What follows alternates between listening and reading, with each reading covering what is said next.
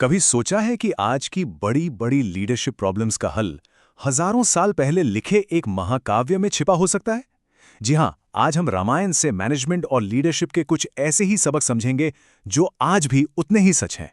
और ये बात बिल्कुल सही है। रामायण सिर्फ एक कहानी नहीं, बल्कि ये अपने आप में लीडरशिप, टीम मैनेजमेंट और किसी भी मिशन को कामयाबी तक पहुंचाने की एक पूरी मास्टर क्लास है।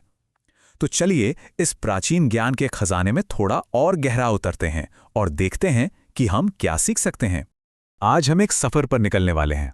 सबसे पहले हम भगवान राम की लीडरशिप की नींव को समझेंगे, उनका विजन, उनकी वैल्यूज और उनका धर्म।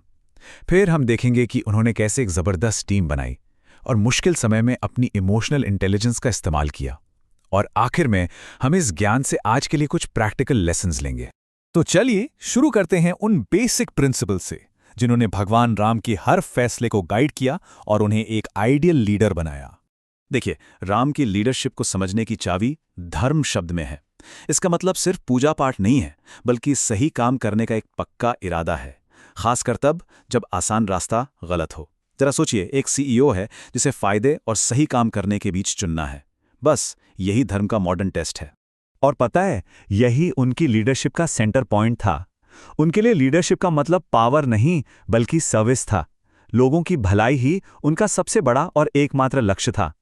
उनकी नज़र में एक लीडर का सबसे बड़ा धर्म है अपनी टीम और अपने लोगों की भलाई पक्की करना। और देखिए, ये बात आज भी कितनी सही बैठती है। राम ने अपने पिता के एक वचन के लिए पूरा राज्य छोड़ दिया, जो पर्सनल सैक्रिफाइस की एक जबरदस्त मिसाल है। ठीक वैसे ही आज के अच्छे लीडर्स शॉर्ट टर्म फायदे के बजाय कंपनी की वैल्यूज को चुनते हैं, क्योंकि वो जानते हैं कि भरोसा और इज्जत इसी से बनती है। अच्छा, तो लीडरशिप की नींव तो समझ ली। अब देखते हैं कि उन्होंने एक ऐसा लक्ष्य जो लगभग नामुमकिन लगता था, उसे हासिल करने के लिए एक अलग ही तरह की टीम कैसे बनाई और उसे मैनेज कैसे किया। जरा इस टीम को देखिए। एक तरफ बेहद आक्रामक लक्ष्मण, तो दूसरी तरफ शांत और अनुभवी जामवंत। कहाँ ताकतवर सुग्रीव और कहाँ दिमाग से काम लेने वाले हनुमान। ये दिखाता है कि एक महान लीडर वो होता है जो अलग अलग टैलेंट और अलग अलग नेचर के लोगों को एक कॉमन मकसद के लिए साथ ला सकता है। राम ने अपनी टीम को कभी माइक्रो मैनेज नहीं किया।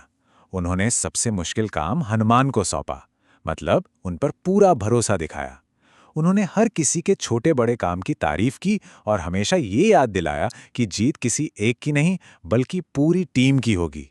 ये आज के मैनेजमेंट के लिए एक परफेक्ट मॉडल है ना? लीडरशिप सिर्फ टीम बनाने तक ही नहीं है, बल्कि असली परीक्षा तो तब होती है जब संकट आता है।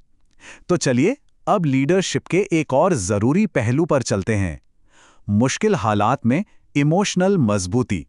अब बात करते हैं इमोशनल इंटेलिजेंस की। आसान शब्दों में कहें तो ये अपनी और दूसरों की भावनाओं को समझने और उन्हें सही ढंग से संभालने की काबिलियत है। आज किसी भी लीडर की कामयाबी के लिए इसे बहुत जरूरी माना जाता है, और रामायण तो इसके उदाहरणों से भरी पड़ी है। और कमाल की बात यह है कि आज के साइकोलॉजिकल सिद्धांत रामायण के किरदारों में एकदम जिंदा हो उठते हैं। राम का सेल्फ कंट्रोल, हनुमान की दूसरों को समझने की शक्ति और सीता की मुश्किल में भी खुद को जानने की ताकत, ये सब इमोशनल इंटेलिजेंस की जबरदस्त मिसालें हैं। तो सवाल ये है कि भगवान राम इतने मजबूत कैसे थे? उन्होंने अपनी मुश्किलों को शांति से स्वीकार किया। उनका विश्वास कभी डगमगाया नहीं और उनकी ड्यूटी की भावना ने उन्हें हमेशा आगे बढ़ाया। उनकी करुणा और मन की शांति ने ही उन्हें हर मुसीबत से निकलने की ताकत दी। तो इन सभी बातों से आज के लीडर्स के लिए क्या टेक अवे है? चलिए अब इस पूरी चर्चा को समेटते हैं और देखते हैं कि ये प्राचीन ज्ञान आज की दुनिया में सीधे सीधे कैसे लागू होता है। और सबसे दिलचस्प बात पता है क्या है? जिसे आज हम ट्रांसफॉर्मेशनल लीडरशिप कहते हैं और जिस पर इतनी किताबें लिखी गई हैं, उसके सारे गुण भगवान राम ने हजारों साल पहले ही दिखा दिए थे। ये थ्योरी बनने से भी बहुत पहले। ये साबित करता है कि महान लीडरशिप के सिद्धांत कभी पुराने नहीं होते। अगर हमें भगवान राम की लीडरशिप को बस 3 शब्दों में समेटना हो तो वो होंगे मकसद, हमदर्दी और सेवा। उन्होंने हमेशा अपनी ड्यूटी को अपनी पावर से ऊपर रखा, हमेशा दूसरों की बात सुनी और लीडरशिप को सेवा करने का एक जरिया माना, ना कि हुक्म चलाने का। तो सार यही है, रामायण हमें सिखाती है कि असली लीडरशिप किसी पद या पावर से नहीं आती, बल्कि ये सही काम करने के पक्के इरादे से आती है, चाहे रास्ता कितना भी मुश्किल क्यों ना हो। तो अगली बार जब जीवन में कोई बड़ी चुनौती सामने आए तो एक पल के लिए रुककर खुद से पूछना, ऐसी स्थिति में राम क्या करते? शायद ये एक सवाल ही सही रास्ता दिखाने के लिए काफी हो।